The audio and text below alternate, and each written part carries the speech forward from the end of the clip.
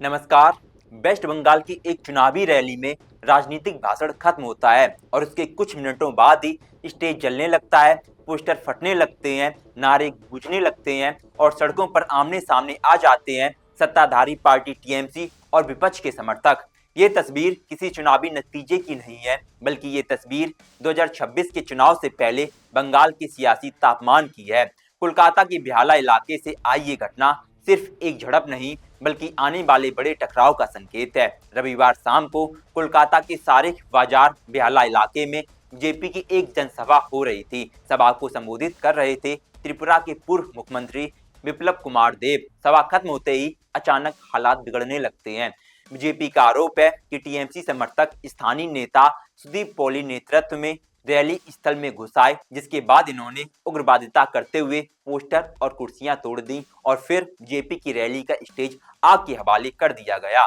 Stage धू धू कर जलने लगा और इलाके में अफरा तफरी मच गई। इसके बाद जेपी ने इसे पूर्व नियोजित हिंसा बताया। पार्टी का कहना है कि ये कोई अचानक हुआ गुस्सा नहीं था, ये 2026 से पहले डराने और दबाने की राजनीति है। जेपी नेताओं का दावा है कि जब पार्टी जमीन पर मजबूत हो रही है, तब टीएमसी हिंसा के जरिए ये संदेश देना चाहती है। अब यहाँ सबसे जरूरी सवाल ये उठता है कि क्या बंगाल में राजनीतिक मुकाबला फिर से सड़कों पर आ उतरा है। अब यहाँ से टीएमसी का पक्ष समझना भी जरूरी है। टीएमसी का कहना है उसी इलाके में उनका भी एक कार्यक्रम चल रहा था। बीजेपी की रैली में तेज म्यूजिक, झंडे और नारे उनके आयोजन में बाधा डाल रहे थे। टीएमसी का दावा है कि बीजेपी समर्थकों ने ही पहले उन्हें उकसाया और फिर मामला हाथ से निकल गया। इसी के साथ टीएमसी का यह भी कहना है कि घटना में कोई बड़ा नुकसान नहीं हुआ और किसी की जान नहीं गई। अब यहाँ सबसे महत्वपूर्ण बात ये समझने वाली है कि हिंसा हुई, स्टेज जला, दुकानों को नुकसान पहुंचा, लेकिन सवाल ये है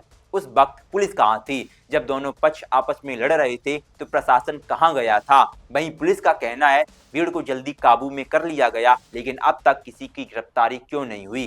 किसी पर एफआईआर की पुष्टि क्यों नहीं की गई? जिस जगह झड़प हुई उसी जगह कई दुकानों को नुकसान पहुंचा, लेकिन जवाबदेही सरकार क्यों नहीं दे रही? यही सवाल बंगाल में हर राजनीतिक हिंसा के बाद उठता है।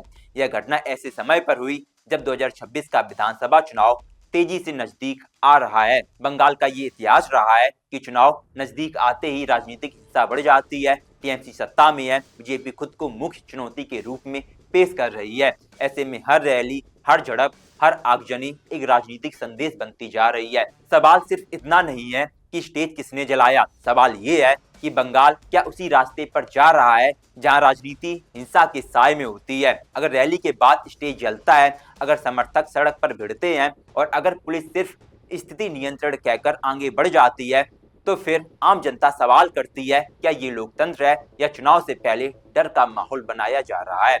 2026 की लड़ाई अभी शुरू हुई है, लेकिन बेहाला की ये आग बता रही है कि इन दोनों पार्टियों के बीच धुआं बहुत तेजी से उठने वाला है। बंगाल की राजनीति में तापमान खतरनाक स्तर पर पहुंच चुका है। अब नजर ये रहेगी क्या पुलिस की कार्रवाई, राजनीतिक जवाबदेही और आने वाले दिनों में क्या ये आग फैलती है या लोकतंत्र इसे बचा पाता है। आप इन दोनों पार्टियों के कार्यकर्ताओं के बीच की झड़प को किस प्रकार देखते हो? इसके बारे में अपने भाव कमेंट बॉक्स में प्रकट करें। हमें प्रेम चतुर्वेदी, आप देख रहे हैं नेक्स्ट ब्रॉडकास्ट।